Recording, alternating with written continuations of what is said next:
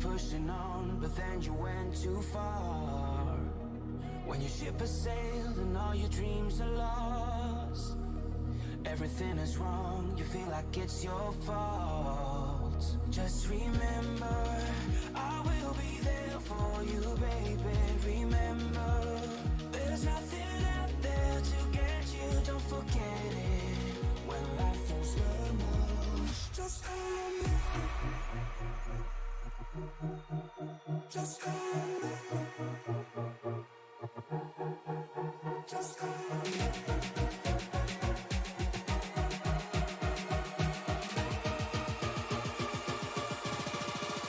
Just call me.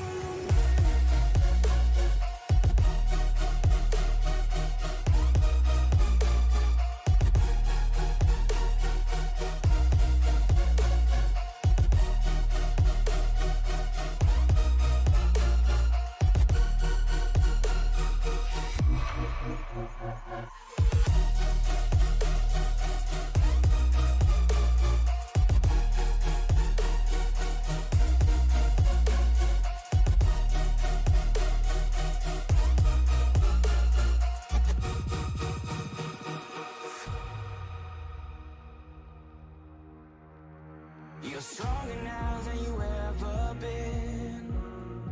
You gotta leave now, it's time to catch the wind.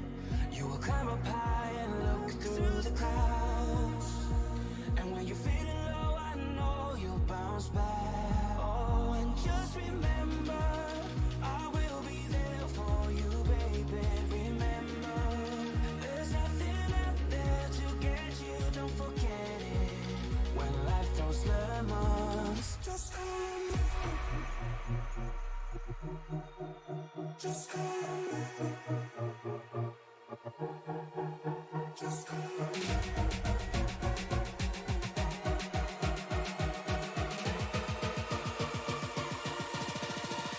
Just call me.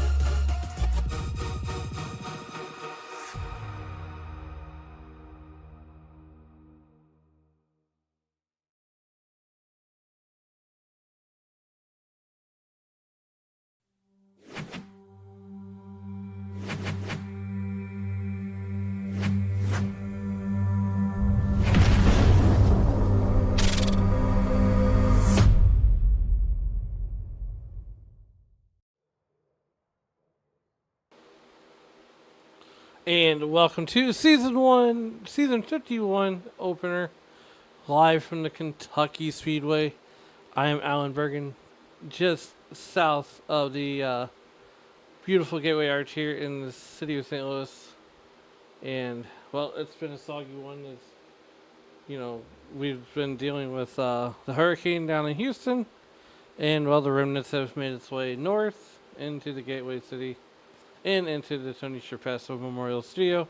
My name is Alan Bergen, and joining me soon, here in just a few more moments, will be the man, the myth, and the legend, but mostly a myth, Matt Metler.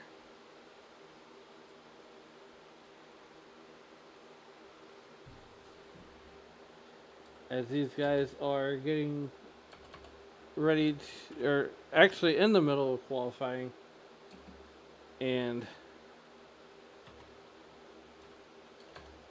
you know what a thrilling night this is. Mike Damani, the voice of the Western States Racing League, and well, he's actually on vacation, so I'm filling in along with Matt Metler here tonight.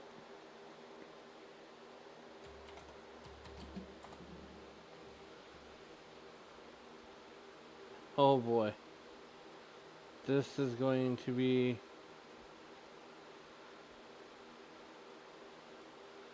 a wonderful race here tonight as we are in the smack dab middle of qualifications here on the racetrack.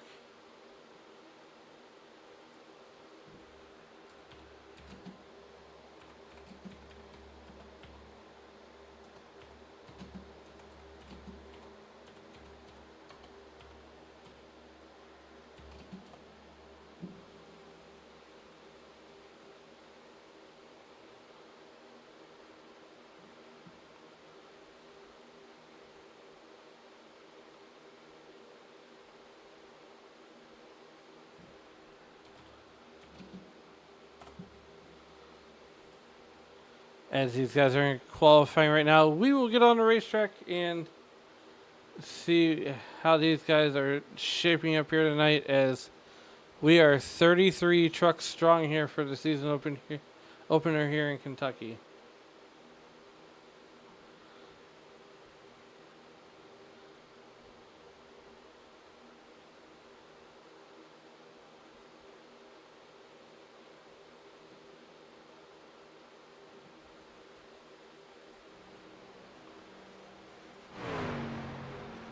Here we go. On the racing surface right now, that is Matt Sisler out of Oakland, Michigan.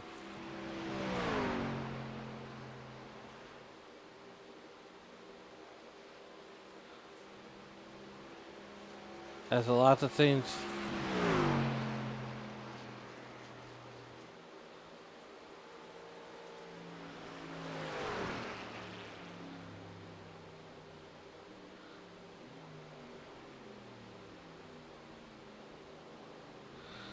And he's going to time in with the 30.58.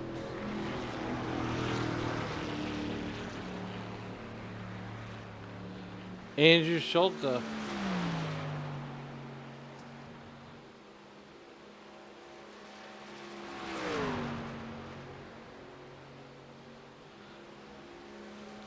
Right now with a 30.66.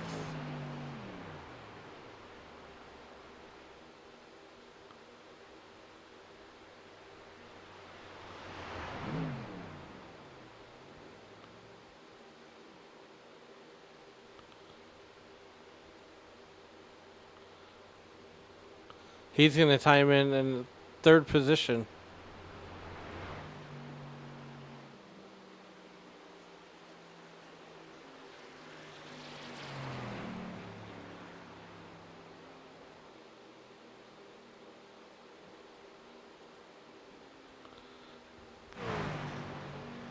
So we check on Wayne Fleet. New paint scheme for Mr. Wayne Fleet.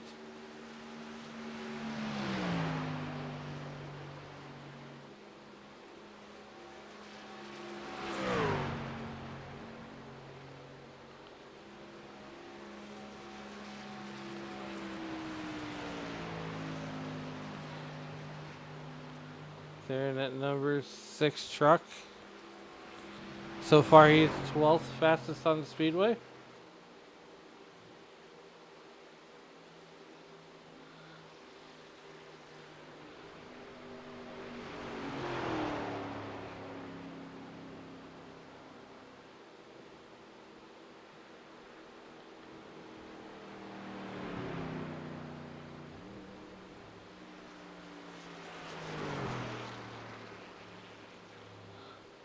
So we're going to look at Ryan Steele. They're in 19th position.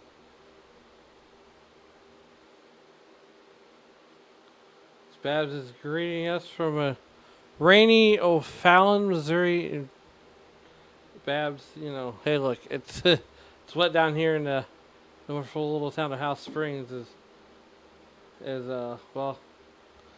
Let's just say it was pretty wet yesterday. Bob Beltrami is timed in with a 30.53.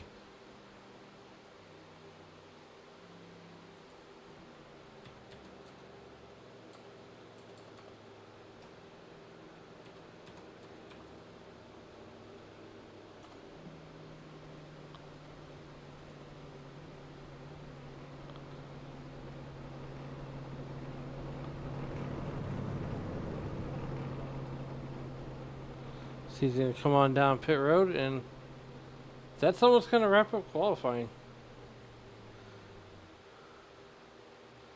And Scott Kukas and Todd Miles, Sean Royer, and Carl Burke are going to opt not to take time.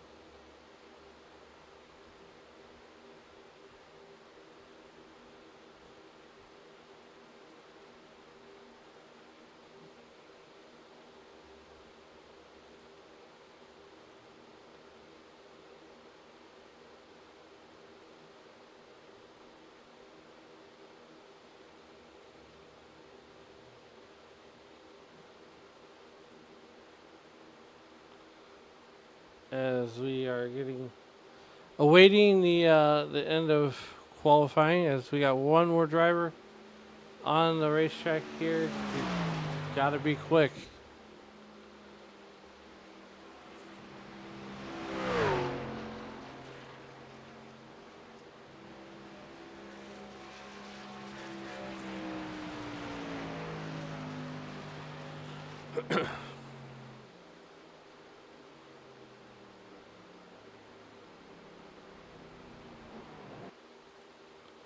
As time is going to expire on qualifying. And we are getting ready to grid up.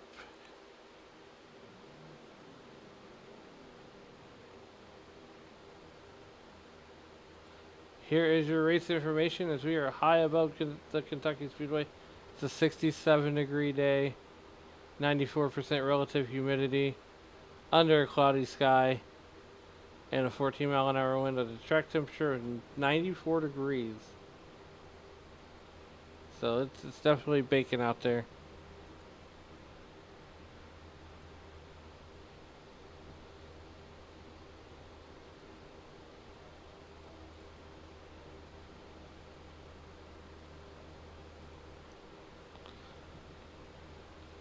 These guys are getting into their race trucks.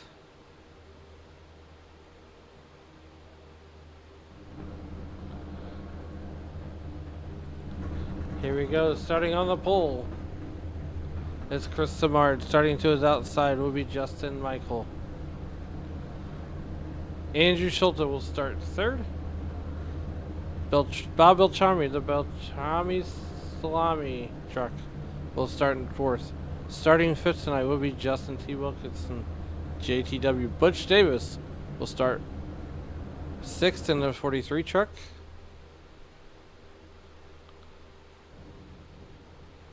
Lyle Swearingen will start in the 7th position in that number 68 truck. Corey Deal will start 8th. Excuse me. James Lehman will start 9th. Matt Sisler will start 10th. Brian Barnes will start 11th.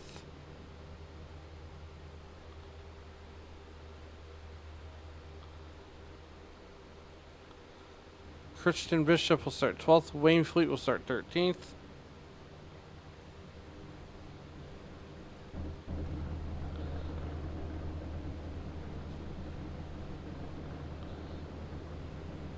As these guys start to roll off.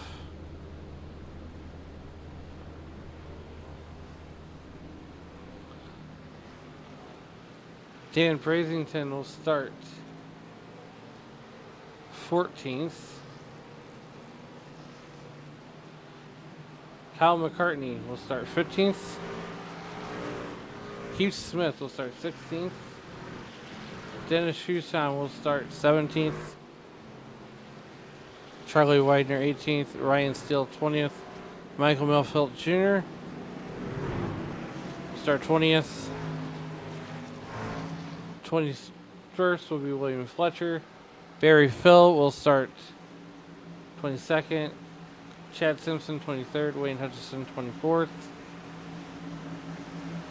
27th will be James Campbell, Keith Kellman, Dustin Burns, Sean Royer, Scott Kukas, Todd Miles, and Carl Burke will round out your field as we get set to send these guys racing for season 51 of the Truck Series here at Kentucky. Coming down to get the green flag. And we are green flag racing here in Kentucky.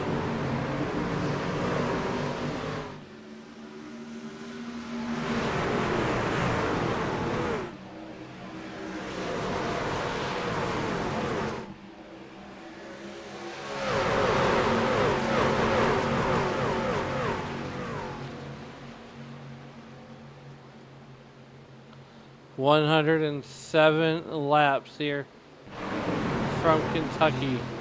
Chris Samard leads this piece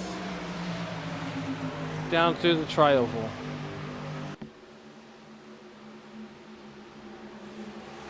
These guys are getting single filed out. Lap number 1 in the books, 2 out of 107 as they come down the back straightaway.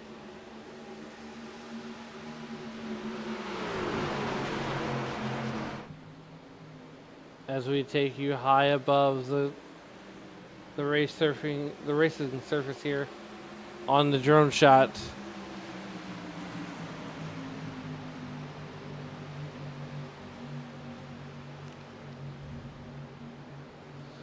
These guys have been around for 51 seasons so far.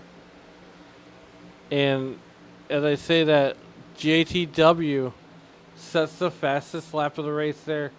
In that sim wrap market, number 19 Toyota up 3 spots. Andrew Shilton at 81 truck, last season's champion.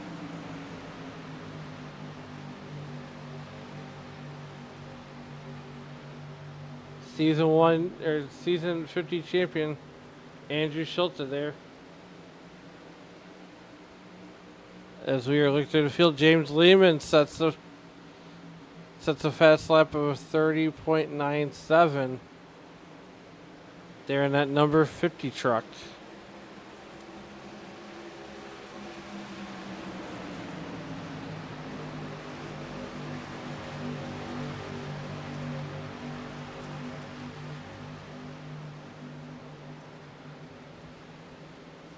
These guys are getting single filed out pretty quickly here.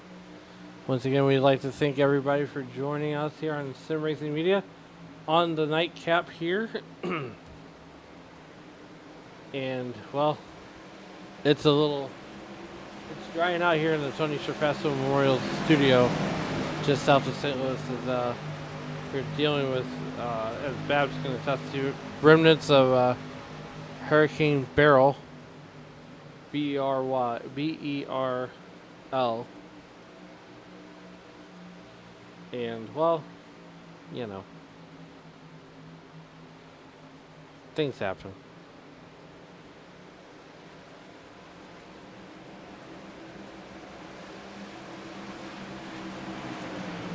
As we kick Matt Metler out of the drone. I don't know why we gave him the keys to the drone. I don't know. Well, you didn't actually give him to me. Jonathan had him sitting up in the staging area, so I just took it up there for a ride. There he is. Checked out my old partner in crime, Matt Sizzle, a.k.a. Sizzle Time, there in the 93 machine. I was checking out the paint scheme on his truck, got some good photos, and boom, here I am. Hey, look, if it's not been any weirder tonight, Matt, I want to welcome my broadcast partner, Matt Metler, just south of Miami. And Matt, I'm glad you're here. It's fun to hang out with someone, tonight is, if you've watched Racers Elite, I've been, let's just say mitigating water as we got the remnants of the hurricane that hit Houston. Beryl paid you a visit, huh? Beryl paid us a visit. Yeah, we always get the remnants of the hurricane. And, here we are. So Dave, who so graciously, in an emergency, filled in for Racers Elite. What a great race. But here we are in the bluegrass state of Kentucky. Matt, can you believe this? 51 seasons of Western States Racing League. That is quite an accomplishment. I mean, 51, that tells me that this league has been around for a while and obviously doing things right. I know they've been a part of the SRM family for a very long time. So want to thank them for that strategic relationship.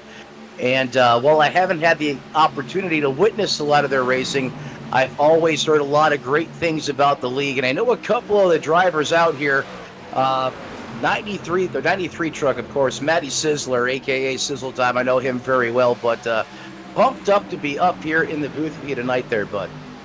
Yeah, as I sent Dave a message earlier, and I said, look, I'm going to rename the Tony Trapasso Memorial Studio to the Tony Trapasso Memorial Swimming Pool. Swimming pool? You know Dave Regal can't swim, right? Neither can I. So even better. Hey, look, I'm going to the local pool with a life jacket. Well, I'll tell you what, someone that doesn't need a life jacket's the 81 out there of Andrew, I believe it's Schulte. He just put a big-time move there on the 77 of Chris Simmerd, and now the 50 is trying to replicate the success that the 81 had as he's challenging them now side by side at the start-finish line. That 77 is going to clear the spot. He was able to get some big-time momentum there on the high side, and he's going to shifty.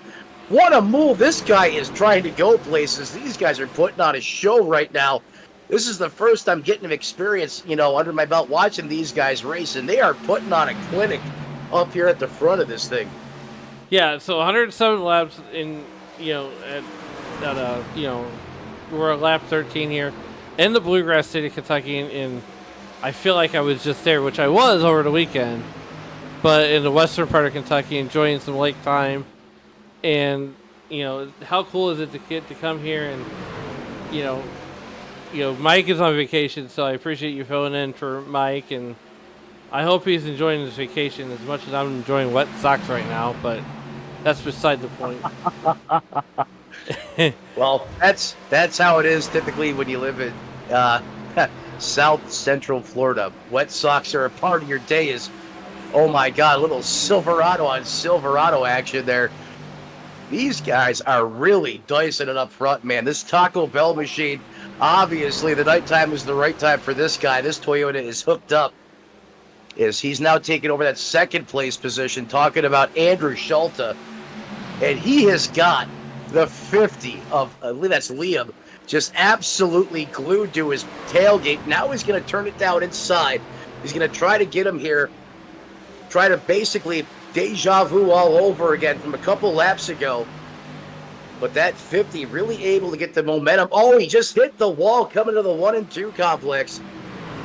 But to answer your question about wet socks, man, that's South Florida. The skies opened up today, but thankfully you weren't in the tornado quadrant of the remnants of Beryl, because that has been a monster. With the amount of tornadoes and PDS tornadoes, that thing has spawned over the past, 24, 36 hours has been absolutely incredible. So last night we got, the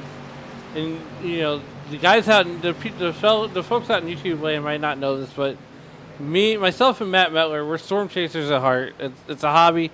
We sit here and do it from our computers here, and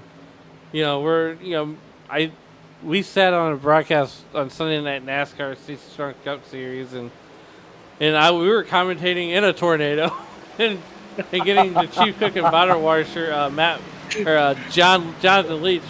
He was traveling through Missouri that evening, and we were telling him how to get around the storm and get on the backside of it and checking radar and.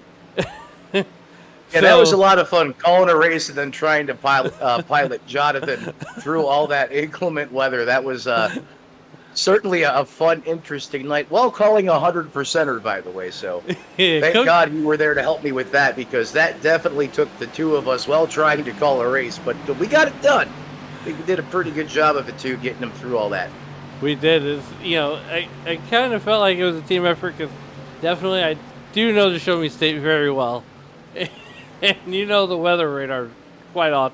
Well, you just don't want it to become the show you state, right? Right.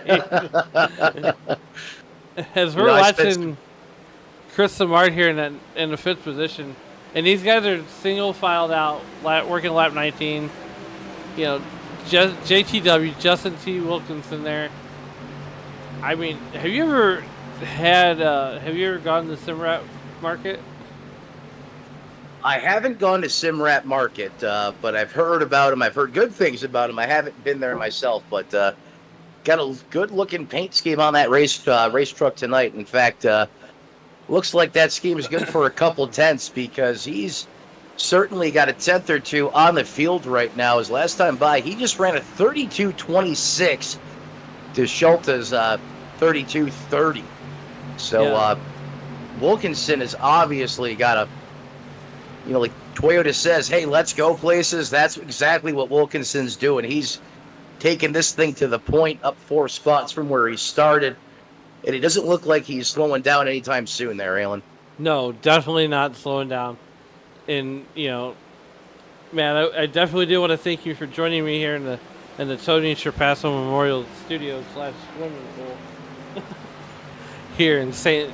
Louis, Missouri. And, well, we're the nightcap, and Babs greeting us, in the YouTube.com live chat from wonderful O'Fallon, Missouri, which is about 45 minutes north of me here.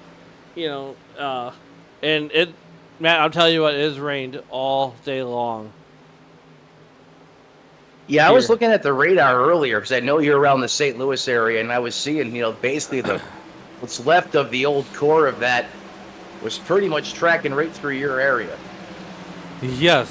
So last night we had a what they call a I can't think the word, microburst. Oh, you guys did last night. Yes.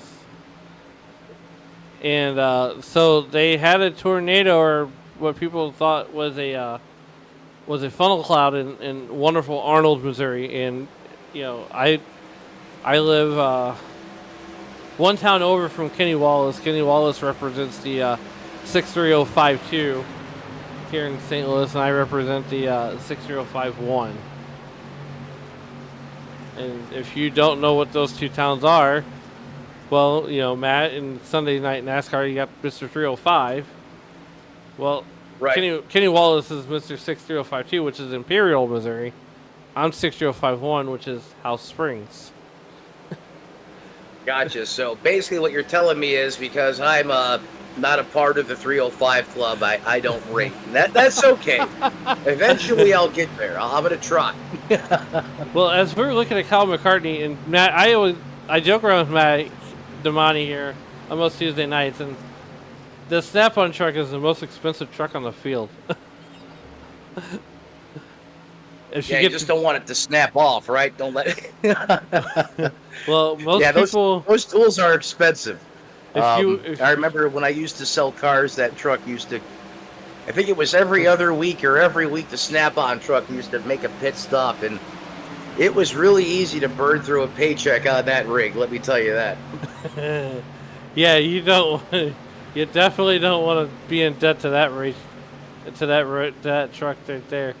But we're gonna go on board with Kyle McCartney, who currently runs in that 11th spot, and he's trying to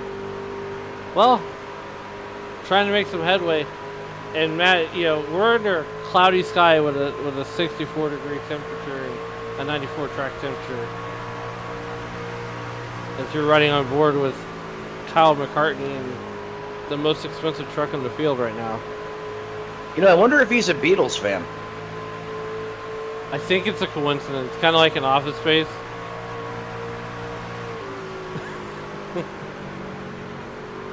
So, true story. First McCartney I have come across in iRacing. Yikes. Very first one. But hey, there's always a first time for everything, right? You're not wrong there. I mean, clearly doing a great job tonight. He's already up 4 spots from where he started. He's trying to crack the top 10 here Next in line up the road from him, which you can see as you go on board, Matty Sizzler there, the Apex Tech. Oh, he just absolutely hit the flux capacitor. He just disappeared as we're waiting for Sizzler to reappear on the racetrack. And Alan, I don't know about you, but I've lost a visual on the 93. I am on his roof right now. He's riding in that 10th position. And look, maybe he's gone back to the future on your screen, but on my screen, he's chasing down Brian Barnes in that 4 truck. All right, he's reappeared on my screen there, so I'm with you now. I'm back. I'm connected with you once again here. I got worried. I was like, uh-oh. Because, in iRacing, obviously we don't have to deal with, all the same struggles that drivers do in real life. But one of the silent killers that can happen in an instant, like we just kind of seen there, is a connectivity issue, right? All of a sudden it looks like you've gone Christmas mode out there on the racetrack. The last thing you want to do is blink out and wind up sharing a cockpit with somebody else. That usually ends in a spectacular fireworks display. But one of the things in iRacing that can absolutely go wrong at any level of competition is Matt Sizzler continues to run even with the board P10. Yeah, having a great run this far. Yeah, driving out of Oakland, Michigan here. And, I ran with this league, a couple different times. That's how, Mike Damani got to know me, and Jonathan Leach is like, I've never seen Alan race before. And Mike's like, are you kidding me? He races on Western States Racing League. And Matt, once again, I can't say your praises enough here tonight.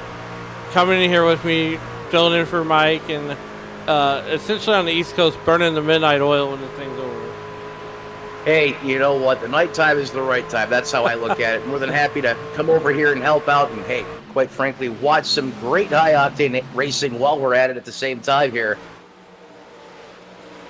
And I know one thing about Matty Sizzler, since we're focused on him right now, he is good over the long run. That's where he used to really just take it to me in the Midday Racing League, was over the long run. He knows how to take care of those Dr. Feelgoods. And he's showing that right now at the pace in his truck as well. As the longer we run here, the quicker that Toyota seems to get. That Popsicle-sponsored Silverado in front of him, though, about mirroring the same lap time. Brian Barnes there in 9th. You ever had those popsicles before? I've had those ones. I don't know if that's a specialty flavor. So, go try the Jolly Rancher flavored popsicles. My son loves those. Those are amazing. And I guess they have a limited edition Hawk Tua flavor coming out here next month, going to be available at Walmart.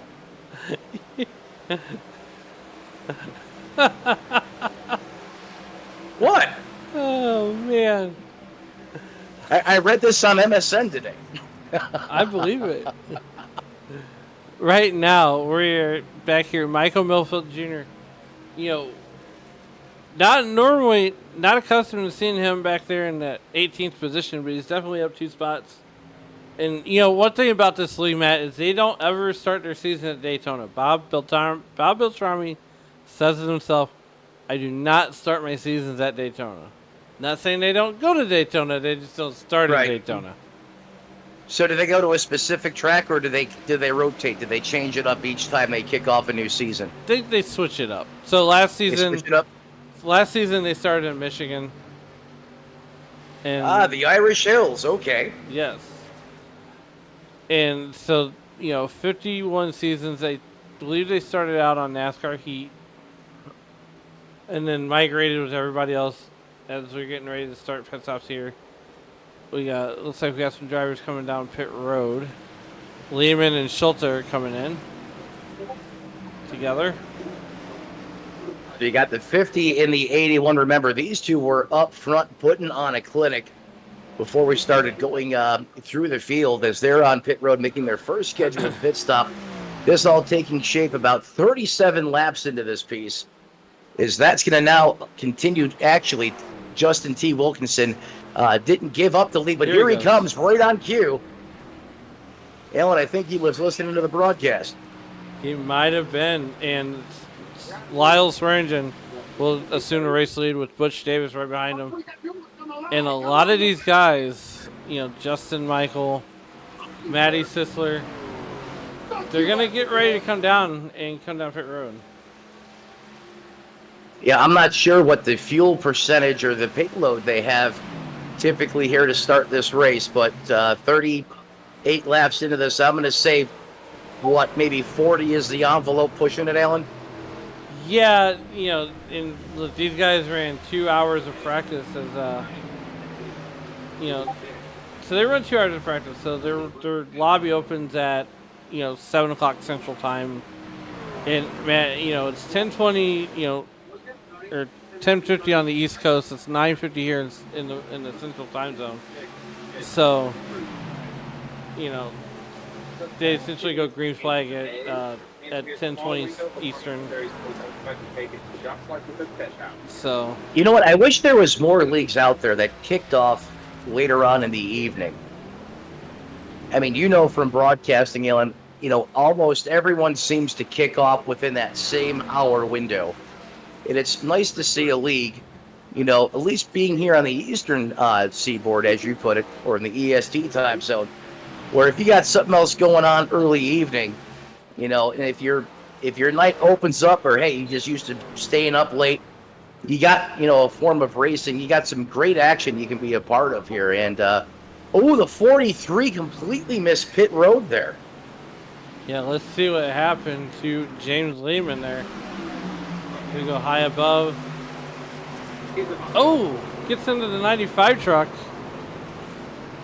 And some good driving there. Yeah, that was a heck of a save by the 50. Butch Davis misses pit road. Yeah, watch this. I mean, he's got a whole head of steam built up in the Richard Petty throwback scheme on this truck. And he's going to send it onto pit road. And then I think he knew he was way too fast and then just aborted and took it right back up onto the racing surface here. Well, as we missed that one, but hey, regardless.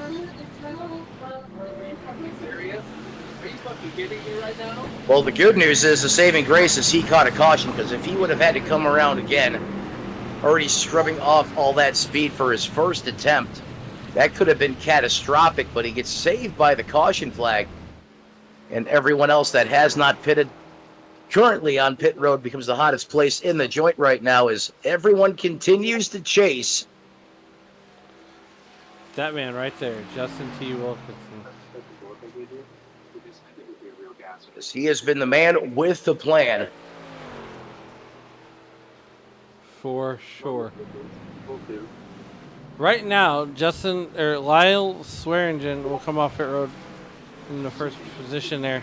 Butch Davis will be in the second position. Justin Michael, Matty Sisler, Christian Bishop, and Heath Smith, Chad Simpson, Ryan Steele, Corey Deal, and Charlie Widener will round out your top 10. We're under caution here on lap number 42.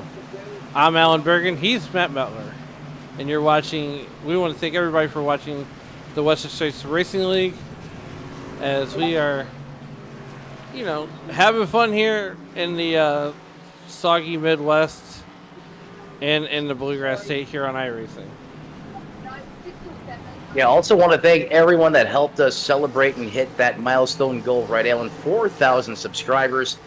That was a big deal for us, and certainly couldn't do it without, obviously, all the great leagues that we get to call each and every week. The fans at home, the ones cheering us on, the diehard ones that we can always count on to be each and every time we go live in prime time. I'm sure you have your regulars that show up into the live stream tonight, Alan. Unfortunately, I don't know who they are yet, but I'm sure you have them. But we couldn't have done that, without each and every person, driver, sponsor, league owners, admins that help us make that all possible.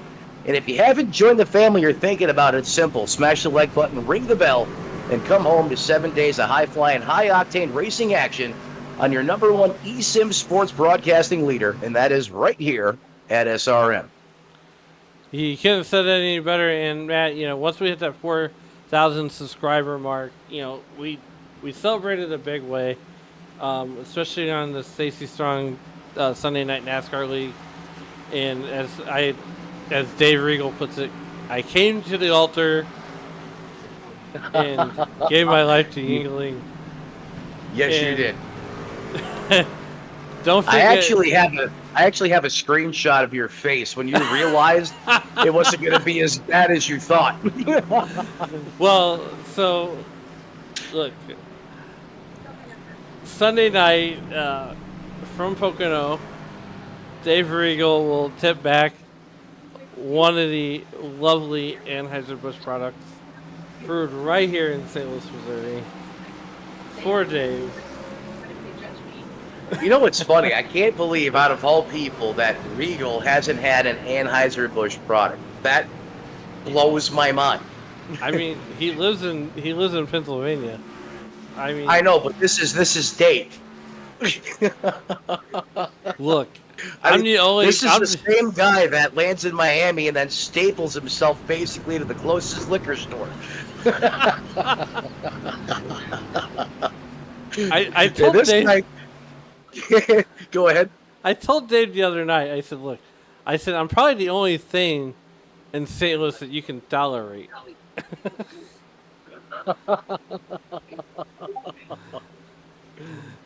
Oh, I mean, look, we're not real. We're good friends, but we have the baseball rivalry.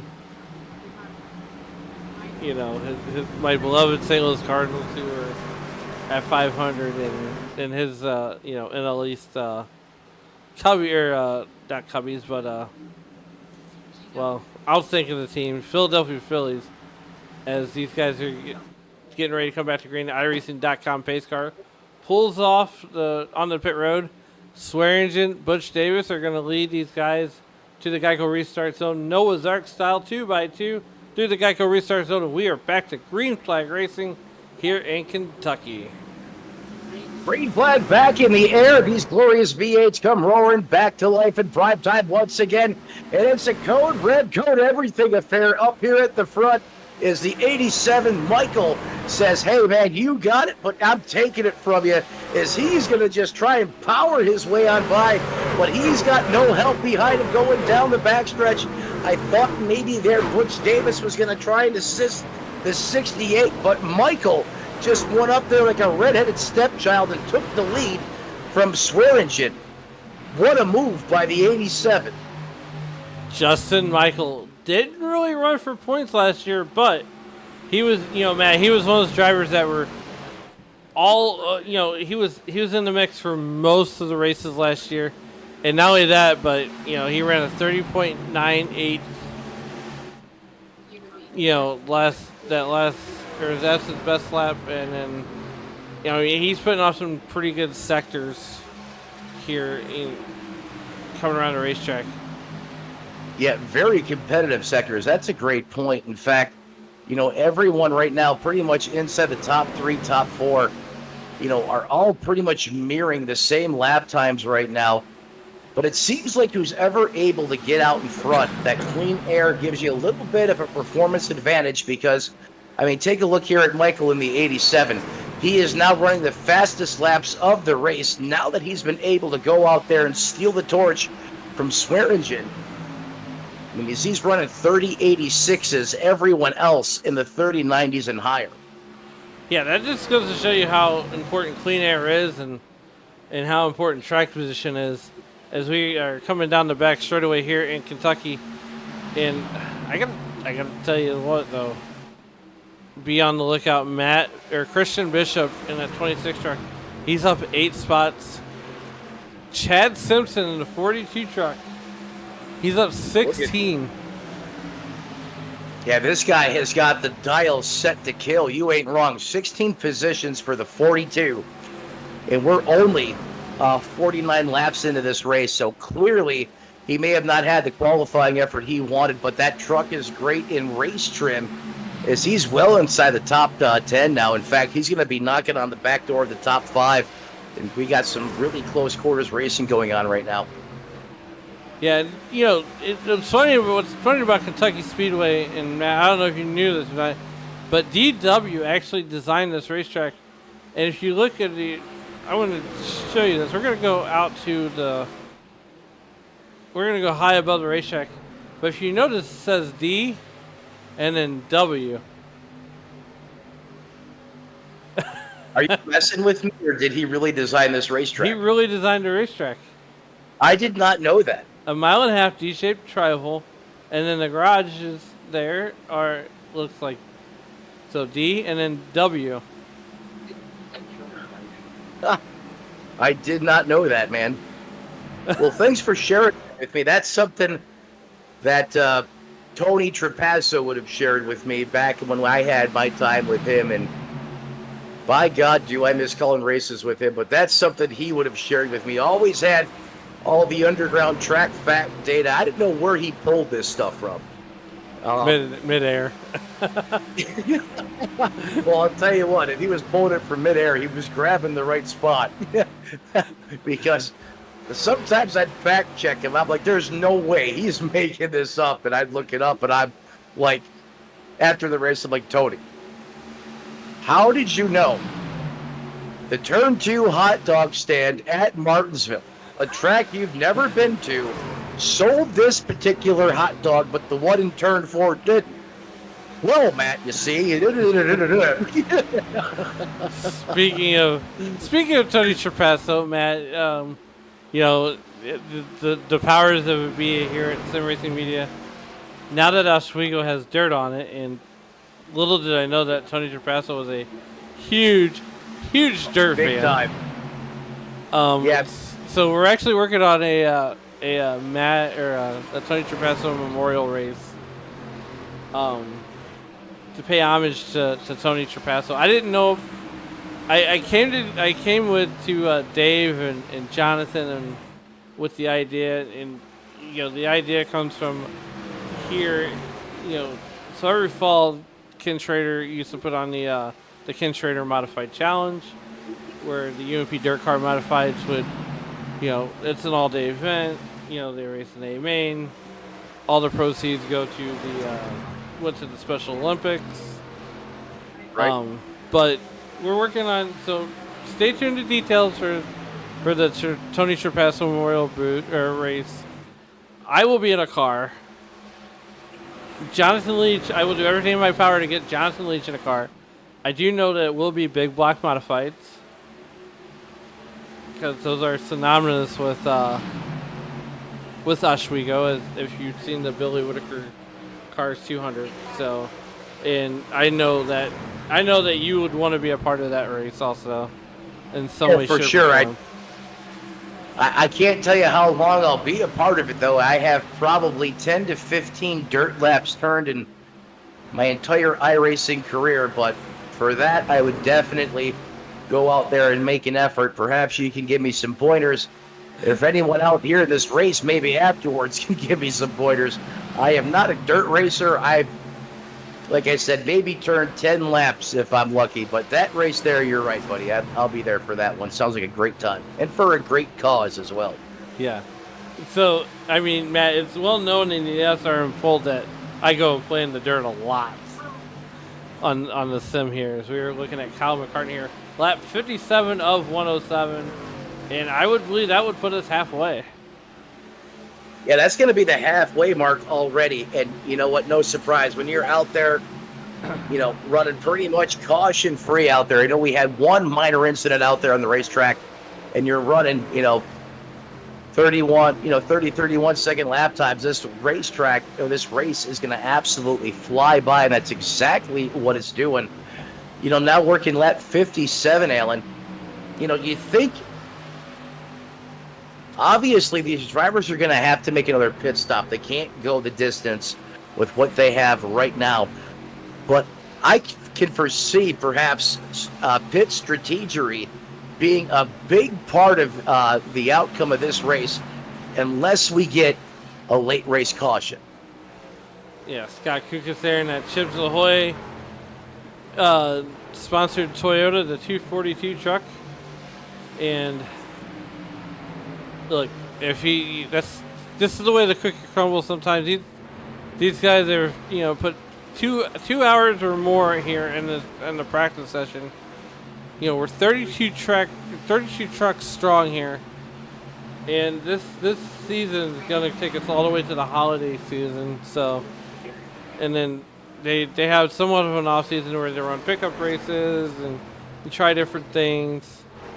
But I mean, this is one of the few leagues that are 30 plus trucks strong every week, and they run clean racing every week, no matter the track. I mean, they have their nights, as any league does, and you call the number of races. Whether it be on the one of many entities that you're with, or here on Sim Racing Media, and you've seen those great caution-free races, and then you've seen the absolute caution fest. I've also seen 1 week a caution-free race, and then the next week, like you said, sometimes, hey, it's just not your night. Things happen out there on the racetrack. It happens to the best leagues, like you said. But then they go up and put up the all-time record. And I was with Tony. I'm not going to mention the league, but it was at Martinsville, and I believe it was 38 cautions. Yikes. And that was something Tony and I used to joke about all the time. And he wouldn't even let me bring it up in the broadcast because he didn't want to provoke it to happen again. Well, like you said, 32 trucks took the green flag tonight. That is impressive. And, now north of 60 laps ran, we still have 26 trucks on the lead lap. That's going to be the 07 of Keith Kelman, who runs in that 26th place position. Then you have Schulte, Fleet, Campbell, Burns, and Royer, all one lap down. And I think Liam has parked it as he just went another lap down. So you still have 30 trucks out there in competition. That is absolutely impressive. Especially through 63 laps. So no doubt in my mind that these are some, big time racers out here currently turning laps on the racetrack. They have the situational awareness, they have the right mindset, and that, they're putting on a great show, as well as everyone still continues to chase. Justin Michael, that Toyota, once it got a taste of that fresh air, that truck has really come to life. And now he's gapped the 68 by about 0.8 of a second, Alan. Yeah, so, Justin Michaels, there's the eyeball test right there. Justin Michaels, 0.8 of a second, like you said, and that's back to Lyle Swearingen and Christian Bishop. But these guys, this top five is pretty much single filed out. They're more strung out than the homeless guy from Methadone Clinic. I knew you were gonna go there. Well said. You've been darn right. That I'll never forget the day he dropped that. I thought I was fired. Is Heath Smith's out there, man? I'll tell you what. Here's a good battle on the racetrack between Butch Davis, or excuse me, that's not Butch Davis. Heath Smith in the one machine going up against the 12 there of Ryan Steele. And of course, Davis has the, that fourth place position. Steele, he's trying to do exactly that. In fact, he's trying to steal it from him right now as we speak, with that once driving a very defensive line. And he's really able to get that Toyota to rotate. Look how he's able to get that truck to cut down almost all the way to that yellow line. And that's really setting him up for a phenomenal exit corner off. Yeah, and, it's I guess what I'm trying to say is it's kind of, this is kind of the norm here in the Western States Racing League for these guys to get single filed out and kind of leapfrog each other. You know, these guys pride themselves on safety. They don't really have a safety incident point system where, you know, if you cause, you know, if you're involved in 15 incident points, you're done. These guys just kind of. Oh, you mean where if you race it breathe on somebody, you get a 15x? Okay. Yes. They keep the gloves off the drivers a little bit. Let them police themselves. I'm all about that.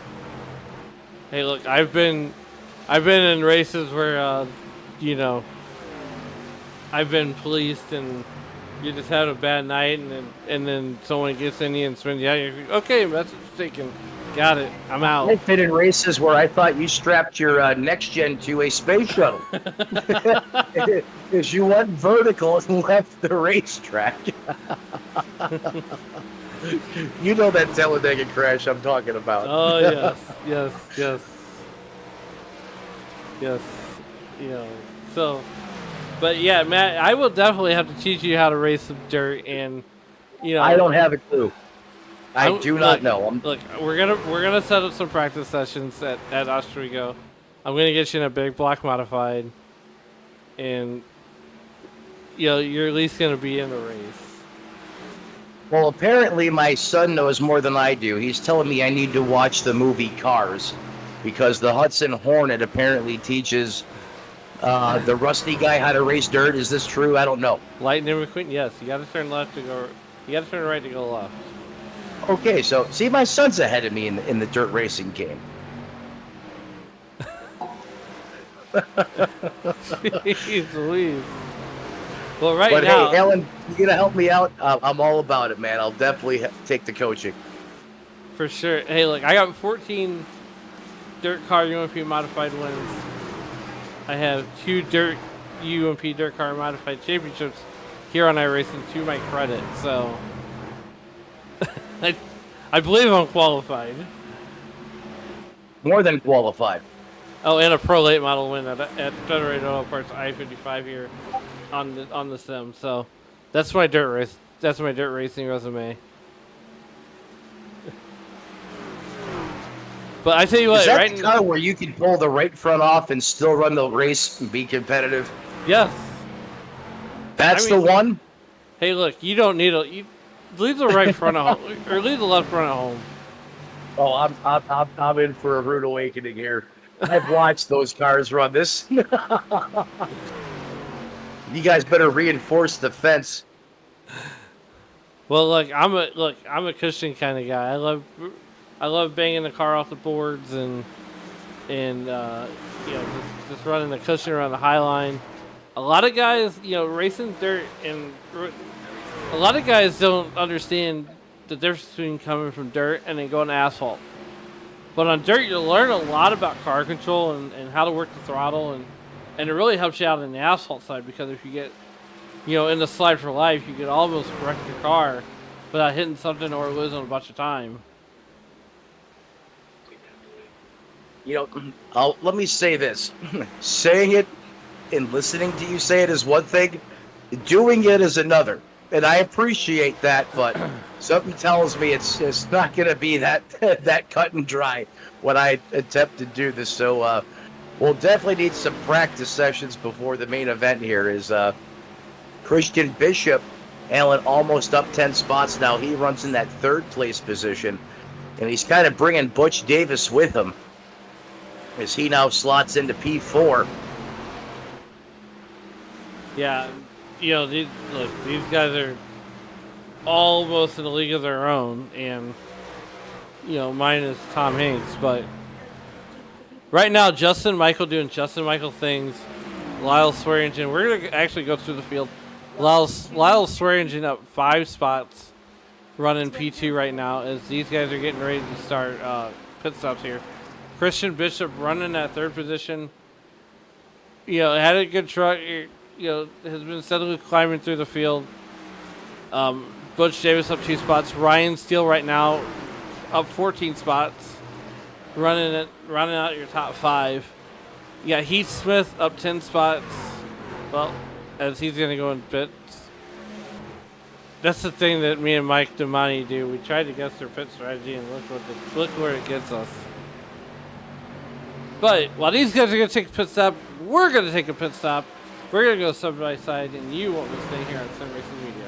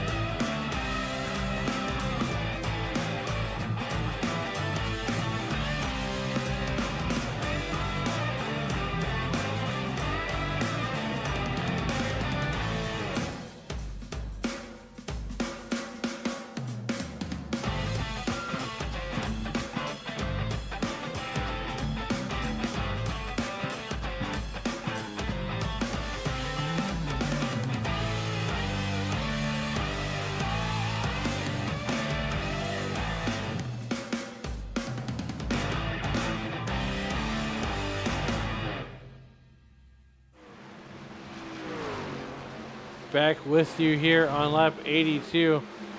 I'm Alan Bergen, and he is Matt Metler live from the Tony Trapasso Memorial Swimming Pool / Studio just south of St. Louis, Missouri, and in beautiful Miami, Florida tonight with the Western States Racing League. Christian Bishop doing Christian Bishop things there in that number 26 truck, and we are just wrapping up pit stops as Rob Gall has hit the fastest lap of the race so far with a 30.76 here on lap number 83 in that 31 truck. Huge Fujifilm sponsored machine. Yeah, great looking paint scheme on his ride tonight. As you know, Alan, this is pretty much the money stop of the race, and these guys so far have done a great job executing. You know, how many times have we seen mistakes made, you know, just completely, blowing pit entry or perhaps a collision. So we're just about 3 wide now as we watch Christian Bishop hit pit road. Here comes Matt Sizzler down as well. So that's going to cycle the running order. That's going to move Corey Deal up into P4 in the 44. I love Butch it. Davis.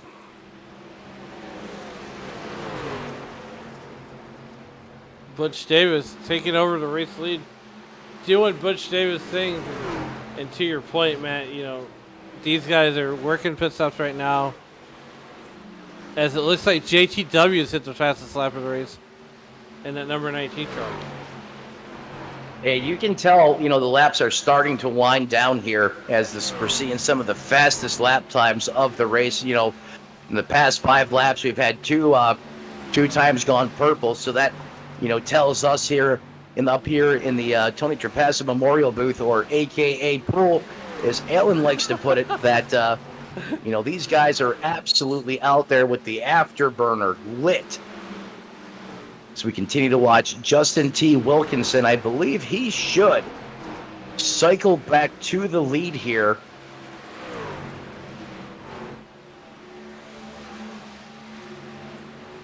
Or did he have a problem as he's currently being scored there in... Oh, no, he's good. Okay, just waiting on my timing and scoring to catch up.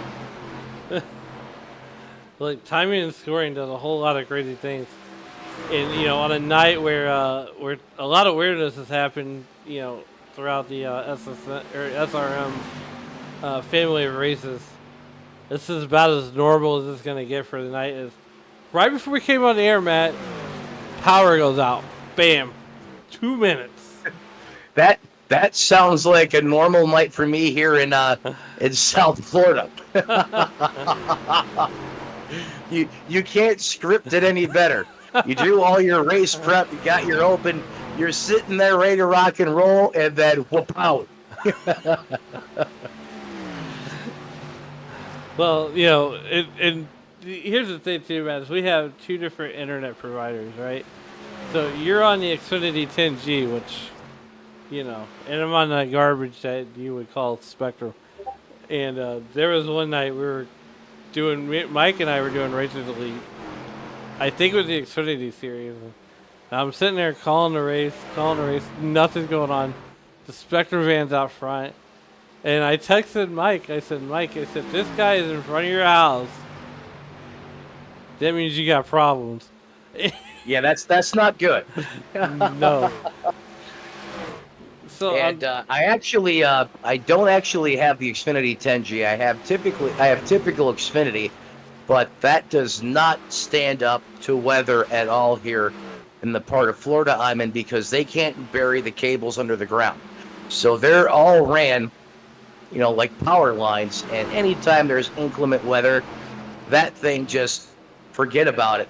So then I got myself T-Mobile home internet, and I'll tell you what, that thing has been spot on. However, the only downfall is if you're not right on top of a tower, the upload speed isn't quite good enough to get full 1080p. However, they're in the process of sending me a 5G high gain antenna, which they claim will fix the problem, and I think it will, because I'm only a couple megabits off. But I'll tell you what, it's just about 500 megabits a second down, which I couldn't believe. It's very stable, low ping. You can game on it, drive on it all day long. If they can get the upload a little bit better, I'll really have a solid solution as a backup for when Florida fireworks start to present themselves, and we'll keep it at that. Well, as you say that, Kyle McCartney doing Kyle McCartney things, running in that 4th position. He's up 11 spots. And some of these guys definitely don't worry me whenever they're back there in the back of the field. Oh, my. Not to cut you off there, but I don't think you could fit a piece of paper between the back of that Tundra and the front of that F-150 when McCartney just jammed it back down to the bottom. Well, there's a lot more taken and a lot less given. Well, not only that, you got the Viagra guy out there at full salute. And he's sending it.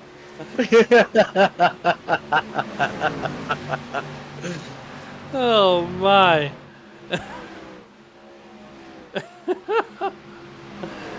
Hey, whatever makes you more driven. And sometimes us guys up here in the booth, we love a little broadcast eye candy. That caught my attention, so why not? Well, hey, I went to Kentucky like this weekend, about 3.5 hours west of me, or southeast of me, in beautiful western Kentucky, and I told my 17-year-old, I said, look, we gotta get some mirrored sunglasses. You know what? I have an idea, Alan. If you know, you know. When you guys normally travel to Florida for our SRM corporate gathering every year, Yes. I'm going to throw a monkey wrench in it. Instead of me having to drive 30 minutes down the road, I'm going to fly out to St. Louis, and then I'm going to road trip it with you back here. Well, you'll have to wait till 2025 because I'm going to East Tennessee.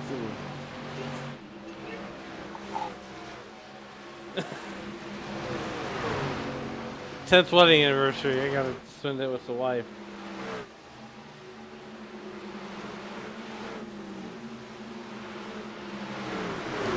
But right now, JTW is down 2 spots from where he started in that number 19 Toyota Tundra. He's definitely not going places. But right now, Kyle McCartney is moving forward in his Toyota Tundra as Butch Davis is on his outside trying to get well, he's going to get that spot pretty Looky, handedly. here comes Butchie. Yes, I love it. Did you? I mean, he just hung right there on the quarter panel of the 18, deployed the air brake. I didn't think he could do that at Kentucky. But boy, was I wrong. He clearly knew it would work because it stalled him out. I mean, he made quick work of that Tundra. That was a big-time move, and again, right in front of Butch Davis, it is popping off. Because that's where the Hornet's Nest is on the racetrack. Now you got Justin T. Wilkinson trying to take a page out of his playbook there and do the same thing. And it looks like Wilkinson's going to prevail here as well, and as he's on a charge back towards the front. You know, one thing I noticed last run, Alan, that 19, after those tires cycled and got the temperature about 10 to 15 laps in, that truck really came to life. So we're going to have to keep an eye on Justin T. Wilkinson. Remember, that truck was also really good out there in clean air. But we're already at lap 98. Where did this race go? Well, we talked about it. There is the eyeball test right now. Lyle Swearingen, 9 laps to go, and the sands of the hourglass are starting to run out for that 68 truck, as well as that one truck for Heath Smith. And every time I say that, Matt, you know, Mr. Shane Lake, I love the guy to death. He goes, "When did we start talking soap operas?" That sounds like Shane. Yes. Love him to death. He should be back with me on Racers Elite next week, next Tuesday night. And, you know, 8 laps to go here in this one. Lyle Swearingen out to almost a second and a half. Or down the second half to Justin Michael. Justin Michael doing Justin Michael things. As we're going to come back here into the back of the field and see what iRacing or live timing depicts as the most exciting thing on the racetrack, and that would be James Campbell there in that number 32 truck. As it goes back, well, it says Justin T. Wilkinson, so the most exciting thing on the racetrack right now. Well, he definitely has one of the best looking paint schemes out there in competition, if you ask me tonight. That's a good looking scheme on that Toyota. Matt Sizzler as well, always going to have a good looking race truck, and no surprise that 93 is vibing tonight. Is Sizzler having a good run here? He's going to basically, even with the board here, he was up inside the top 7 there before that last round of pit stops, but he's currently being shown in that 10th place position. But if he's got a couple more laps, which he does, he could perhaps here get the 81 and the 77 a simmered. He is within striking distance. We're just running out of time. Yeah, the sands of the hourglass are starting to run out a little bit faster. And we are in for a dynamite race here. It's now officially a second and a half over Lyle Swearingen. And there's the eyeball test, if you will. And, you know, Matt, I got to tell you this. You're going to have to come up here because we got 5 flanges in the air. 5 laps to go. You definitely have to come to St. Louis and watch the Gateway Dirt Nationals. And you know, got some NASCAR flavor in it. Coach Carson Hoseward just started getting into dirt late model racing as a recent. Oh, you're talking about the driver for Spire Motorsports, correct? Yes, that Carson Hoseward. As he's recently gotten to dirt late model racing as of late, and Well, let's just say last year he had an incident at the Gateway Dirt Nationals where he took the side of Jason Diggers, the high side hustler, took the side of his car off. So, That probably went over well. well, let's just put it this way: Jason Fager was madder than a Keebler elk and demoted to fudge. What did the fudge packer? Yes. Yeah, he is on the dirt. Well, you know, so as we covered 3 laps ago, Justin Michael doing Justin Michael things up a second and a half. 3 laps to go. Here as he comes down the back straightaway. There's the eyeball test of Lyle Swearingen. And this is, some of these battles tonight have been just dynamite. As I quote the great Ruben Morales, the voice of the World's of Outlaws late model series. Well, I can tell you what, popsicle sticks. something went really wrong out there on the racetrack, not where our cameras are pointed, but as radio chatter broke silence with a hard, no, oh my God. So I don't know what happened, but clearly there was an incident out on the racetrack that definitely sounded like the don't stain your ride, use Tide moment of the race, is Justin Michael. Just about has one more time to go around this piece. Popsicle sticks down. White flag is in the air. We're racing back to checkered. Justin Michael out front doing Justin Michael thing. Started second, and look, I got to tell you, he's going to come down through that turn, down that back straightaway towards the turn 3 complex. There he is right there, coming through 3 and 4. As he comes out of the 3 and 4 complex for the final time, he sees Barney with the checkered flag in the Toyota slogan, let's go places. He takes it to the P1 in Kentucky and gets the dub. Alan, I know you said he was great behind the wheel, but hearing it and seeing it is 2 different things, and what a drive out of Justin Michael tonight as he's going to get the win. Swear Engine going to come home second, and Butch Davis in that Richard Petty throwback scheme third. And Alan, you're absolutely right. These guys put on one heck of a show here. Now I see what you get all excited about your nightcap for. I mean, this is good racing. Yes, I mean, never look, and that's the thing too, is I get the pleasure of doing Racers Elite on in the evening time, and then I get the pleasure of doing this league right here with Mike Damani and as a nightcap, and well, it's always a lot of fun. And of course, Alan's referring to Super Tuesday here on SRM, as I believe we had, 6 broadcasts this evening? Yes. Oh!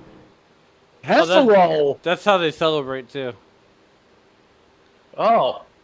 As we I thought he got a little hyped up on Viagra and played with his erector set. Because he's going to need one to fix and completely rearrange the nose on that Toyota. I wasn't sure if we missed something, but hey, that's how we celebrate. So, hey, it's after the race. Wad them up. Why not? Well,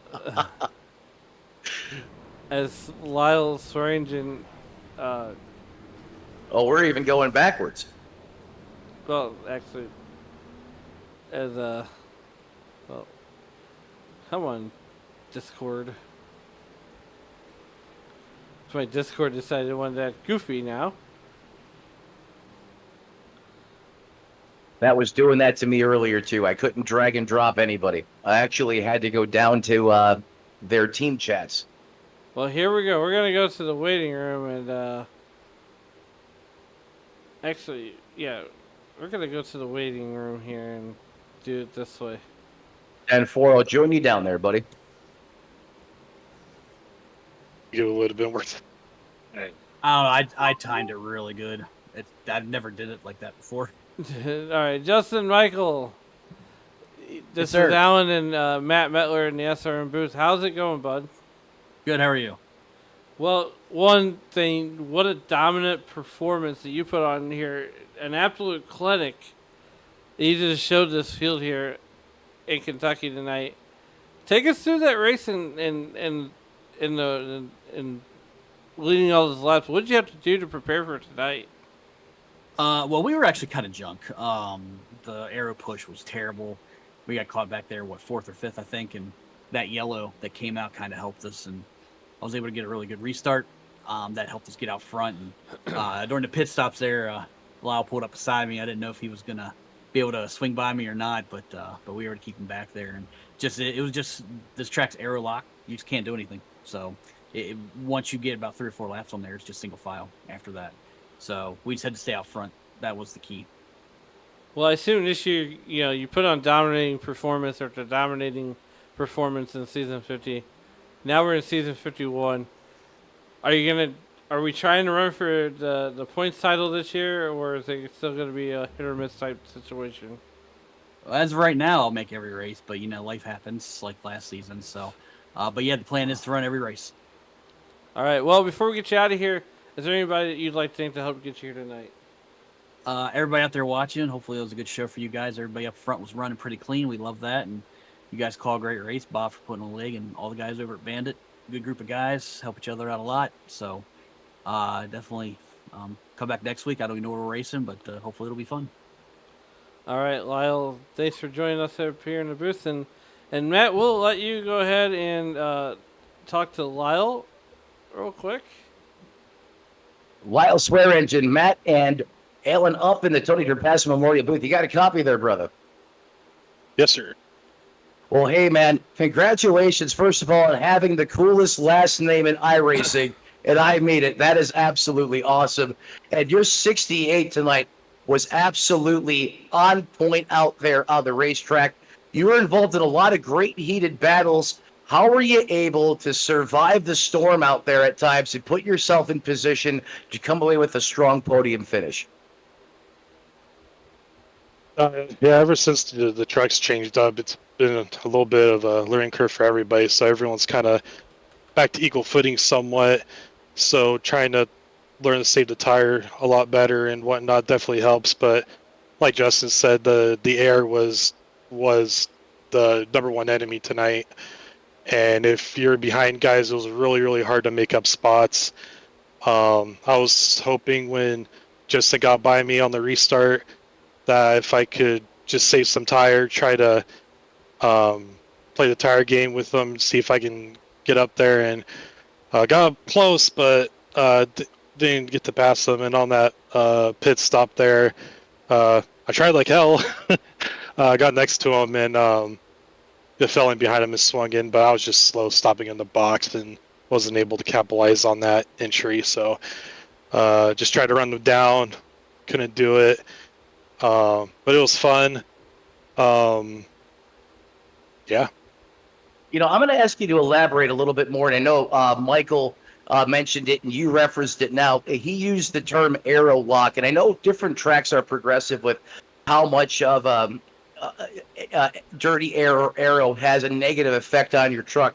But for the folks at home that don't understand it, do you just don't have, once you get behind somebody, 3 to 4 car lengths back, does the handling just go away into the corner? Do you suffer from speed down the straightaways? What exactly happens that makes it so tough if you're being the guy that's on the attack, trying to take a position that you just cannot make the pass out there on the racetrack? If you enter in the same line as the guy in front of you and you're within about a second, maybe a little more, maybe a little less, you're in his aero wash. And what that does is when you go churn in and you're right behind him, you lose the downforce on the nose and the car can't churn in as well as you want. And because it can't churn in, it heats up the front tires, wears them out more, makes them hotter. They grip less throughout the run. So you have to back up the corner more to try to counter-react that. And sometimes, depending on the track, sometimes it's bad enough where you just can't. You can't really counter-react it as well as you want. And some tracks you can. It just depends. Obviously, if you try to enter in a different line, that helps. But for me anyway, in turn 3, if I go in a lane higher or 2 than him, it helps a little bit. But in turn 1, I couldn't really do that. I didn't feel good in the middle or high line in 1 and 2 to try that. I felt like I was losing too much time. So, but yeah, when you just lose the front downforce on it, wears out the fronts more, heats them up, and it just makes it hard to turn the truck later on. Well, wow, that's an excellent breakdown. Appreciate the analysis for everyone at home. And, as a driver, it just makes you feel almost helpless at times, as, especially you don't have enough going on out there on the racetrack trying to find a way to break through that force field, if you will. But outside of that, I mean, heck of a run. You come home with a P2. You're going to have some good momentum moving into next week. You think you can keep it rolling? I hope so. I haven't been doing well in the Tuesday series, so we'll hope to try to fix that this time around. Top fives are always great. I'll take them all day long. Wins are nice too, but if I could choose between a win and a top five and getting a wreck later on, then I mean, yeah, I'll take that top five anytime. But hearing Justin is going to run most of the races when he can. That sucks. It's going to make it a lot harder to try to get that P1 spot. Hey, well said. And Lyle, before I cut you loose, who do you want to thank who helped you get it done on the 68? I think my teammates at FBR Motorsports, the guys we run together all the time, just trying to get better every day. Want to say our thoughts and prayers to Chris Samard's, I believe it's his father. He was dealing with some health issues, so we hope everything turns out all right with that. Everyone at WSRL that we run with every Tuesday and Friday, a great group of guys, and we'll try it again next time. Well, there he is, ladies and gentlemen, comes home second place with a strong finish here tonight from the bluegrass state of Kentucky. That is the one and only Lyle Swear-Engine. Alan, back to you, bud. Yeah, we got Butch Davis with us right now. Butch, finished P3. Take us through that, and when did you think that the tires might have, when did you think that you didn't have anything for Justin and Lyle? Pretty much as soon as I started practice. Those guys right now are kind of in a league of their own. I can usually run a fast lap here and there, and I can run up front with them on a somewhat regular basis. Excuse me, but those guys just have the whole go fast and save tires thing figured out. I'm notoriously hard on the right front. As Justin and Lyle both said, this track's kind of error locked, so excuse me. To elaborate on that, once you're back about, fifth, sixth, seventh, even fourth place truck, you've got so much dirty air coming off of the trucks in front. You basically burn your stuff up trying to make any kind of headway to run those guys down. So you're just kind of stuck waiting, playing the waiting game, hoping that you don't get a yellow, because you really don't want one if you're saving the tires. I did that in the first stint, just tried to lay back a little bit, was able to drive up through a couple guys. Surprised the hell out of me that I got around Justin Michael. We love racing, those guys in that team, and they race hard. We race clean, and we're going to have contact here and there, but it's fun racing guys that know what they're doing and, can put the elbows out a little bit and not, make it out of bounds. Love racing those guys. So, and it's not rare. It's a very rare occurrence that I get to pass Justin Michael under green conditions. But yeah, and then, like Justin said, we got lucky with the yellow flag. I was actually slowed and just about to the cone when that first yellow came out. Swerved back up and stayed out in the lead lap and everything else. He killed both Lyle and I. I just said Kyle. Lyle and I on the restart. And then once he got out front, it's just basically damage limitations. Christian Bishop and I tried to do the long run on that next to last stint. It worked out okay for me. I still finished P3. But it's just one of those things you got to try different strategies when you know that the track is a certain way. And you're not really going to be able to take the fight to somebody on track. Lyle was definitely faster than me and couldn't get around Justin. So it's just one of those things. It happens at some of these races where You got to change up your strategy, change up your mindset. You know, we kind of we threw a little bit of a Hail Mary with that last run, just running the second run long, and then that last run making it shorter. Got to run Heath down and everything, but you know, it is what it is. I will gladly take a P3 though. All right, Butch, and you know, we're definitely gonna move to the you know, we're just getting started here in season 51. But before we get you out of here, who do you want to thank that helped get you here tonight? I want to, you know, kind of ditto Lyle sentiments. Thank all my teammates at FBR Motorsports, FBR Simrig Accessories Creation Studio. Again, another shout out to Chris Samard and his family, as his father's going through some medical issues. Shout out to our guy Larry Edmondson, that's also going through some medical issues. Has gotten a lot better lately. We love to see that. Thanks to everybody that tunes in. Thanks to you guys for putting on the show. Thanks to Bob and all the guys at WSRL that make this happen. Yeah, man, let's rock on season 51.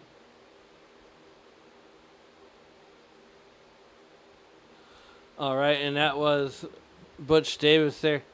And, you know, we're going to wrap up here, Matt.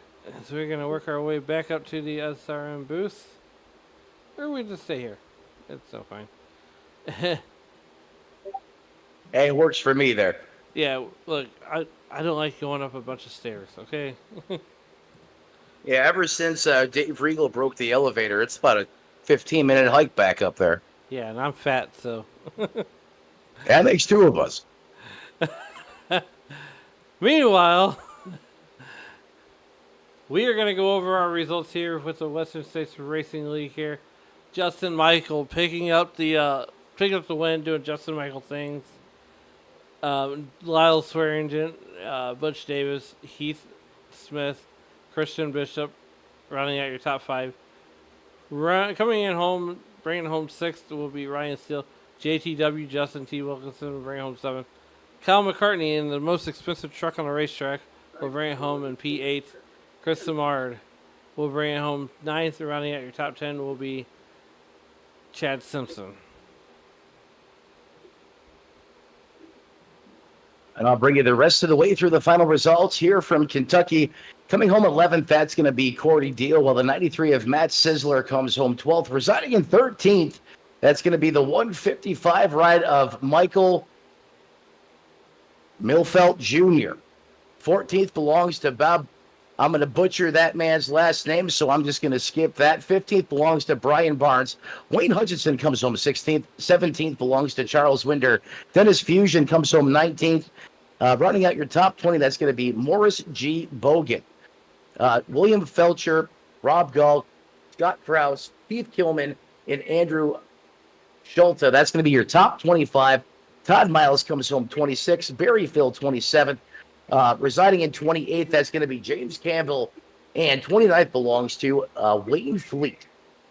Again, these drivers all finished multiple laps down. 32nd, James Liam. And rounding out the 33 drivers that took the initial green flag here tonight is Carl Burke. Alan, back to you. Thanks, Matt. And, you know, it's always a pleasure whenever we get to work together. But we're going to wrap this one up here from Kentucky here. And we're going to go back to drying up the Tony Trapasso Memorial Studio here, just south of St. Louis. And like I said, Matt, it's been a blast. Thank you for joining me here last minute as Mike Damani is on vacation. He'll be back next week. I'll be back next week here on Western States Racing League and Sim Racing Media. But for now, Matt, as you walk through life, and as the great late Tony Trapasso always says, please don't play in traffic. Good night. And these guys had a great idea. Okay.